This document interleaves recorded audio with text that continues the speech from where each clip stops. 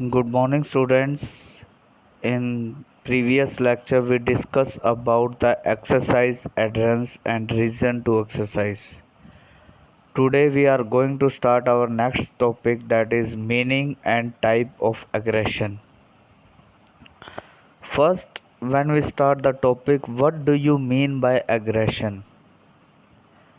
Aggression is a characteristic that can have many negative as well as positive effect on performance. When we compete any competition in any tournament, aggression play a very important role to affect our performance. Most people view aggression as a negative psychological characteristics. Some people say do when we play in an aggressive manner, our performance will affect and we can't uh, give our best performance. But in some sports, aggression can improve the performance also. This is called an assertive behavior where a player will play within the rules of the sport at a very high intensity. जब कोई player game के rules को ध्यान में रख के aggression का use करता है तो उसे बोलते हैं उस प्लेयर का assertive behaviour, positive behaviour, but will have no intention to harm an opponent. उसकी जो एग्रेशन है वो गेम से रिलेटेड है, वो अपने स्पीड और स्ट्रेंथ में एग्रेशन दिखाता है, not to harm the opponent, ना कि किसी अपोनेंट को चोट मारने के लिए एग्रेशन दिखाता है। So aggression play a very important role in our best performance. Then what are the types of aggression? So there are three types of aggression, that is hostile aggression. The first type of aggression is hostile aggression. Hostile aggression means when the main aim is to harm the opponent. It is a form of aggression, can be either physical, psychological, verbal, and it is designed to cause harm. Opponent को injury या चोट पहुंचाने के लिए जानबूझ के किया गया एग्रेशन उसे बोलते हैं hostile aggression. This aggression must be intentionally, ये एग्रेशन जानबूझ के किया जाता है। ये बिहेवियर एक प्लेयर जानबूझ के यूज़ करता है अपोनेंट को चोट मारने के इरादे से। Second type is impulsive aggression.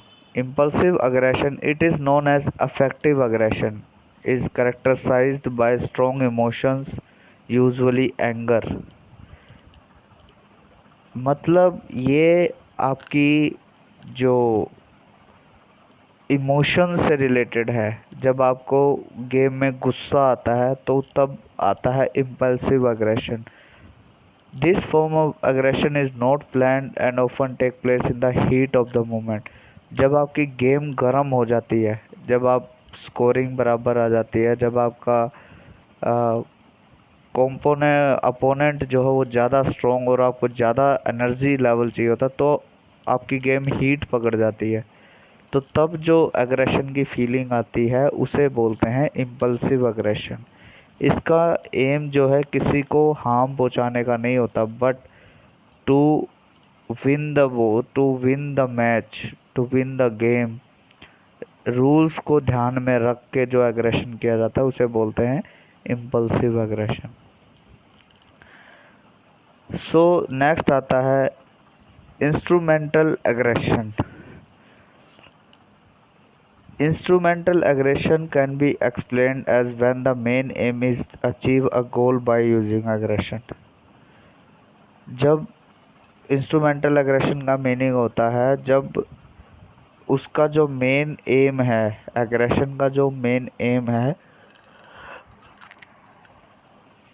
To achieve a गोल, गोल को अचीव करना, बाय यूजिंग एग्रेशन, आपके एग्रेशन को यूज़ करके किसी गोल को अचीव करना उसका एम होता है।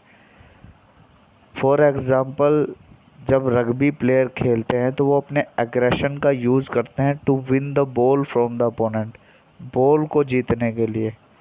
When a rugby player using aggression to tackle his opponent to win the ball, the player is not using his aggression to hurt the opponent but rather to win the ball back. So इसका कोई भी opponent को harm करने का M नहीं होता। The journal aggression model argues that situational and personal factor play a role in causing a person to behave aggressively। तो aggression आता कब है, कौन कौन सी ऐसी सिचुएशंस होती हैं जहाँ पे एग्रेशंस आता है।